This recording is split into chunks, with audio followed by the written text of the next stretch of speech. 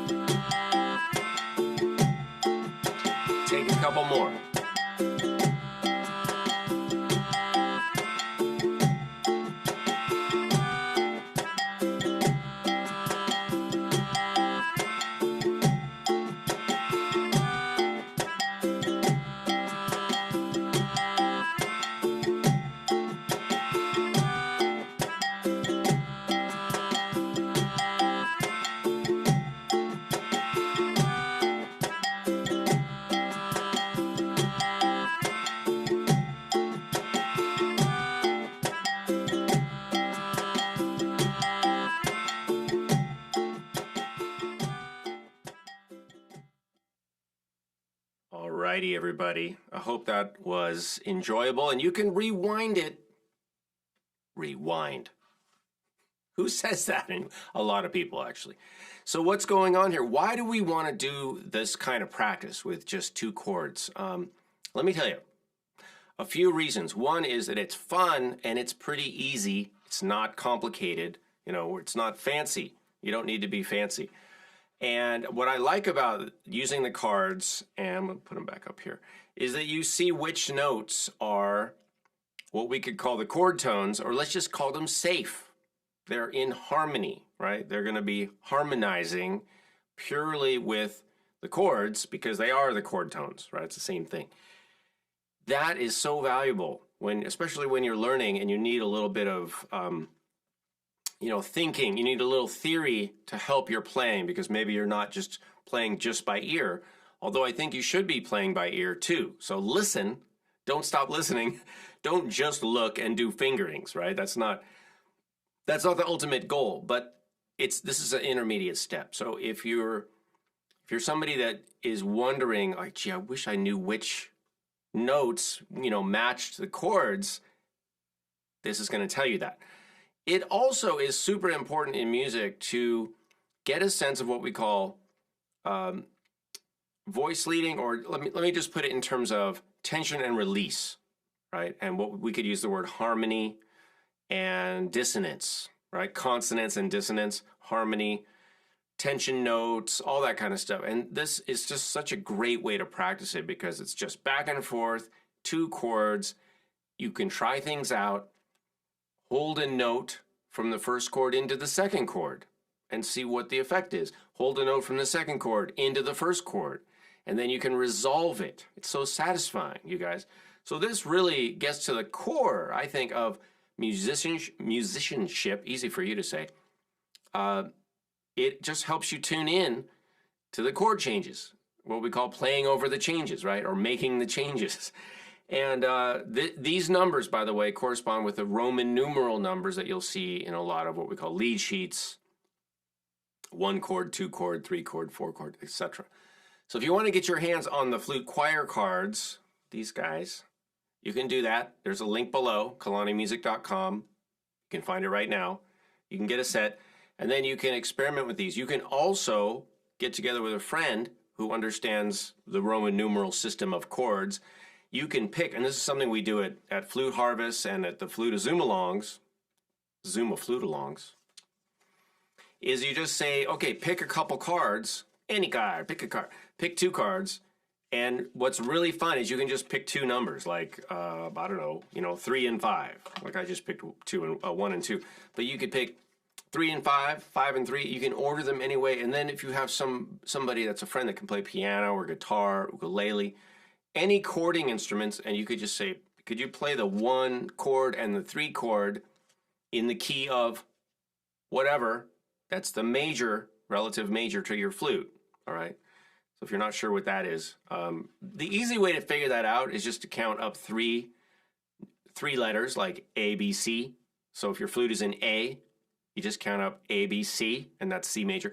That doesn't work in every single case, like if there's a flat or sharp, but it gets you close. So you can try that, but you can look up that information. Just look up what is the relative major key to, and then fill that blank in with my flute key. All right, that's all you have to do. So you can ask your friend, could you play, 3 chords, 3 and 5 back and forth in the key of C, in the key of D, whatever. And then you can do it live, all right? But if you'd like to do more of this and play with me and other people that are interested in doing this, you can join us at patreon.com/Kalani, and you can participate in the bi-weekly Zoom a Flute Along through Patreon over there, and just chip in a little and get a lot out. Way more than chips. All right, you guys, thanks for tuning in. If you'd like to find out more about how you can improve and grow as a flute player and a musician, go to fluteharvest.com. That's another website where you can do a live event with me and Clint Goss and Vereshchanov in LA in October. So that might be attractive depending on where you live. And you can join us at patreon.com. Like I said, we have things going on every month. Go practice, rewind the video and do it again. Do it a couple times. All right. Thanks for watching. If you like it, subscribe, hit the bell. I'll see you soon.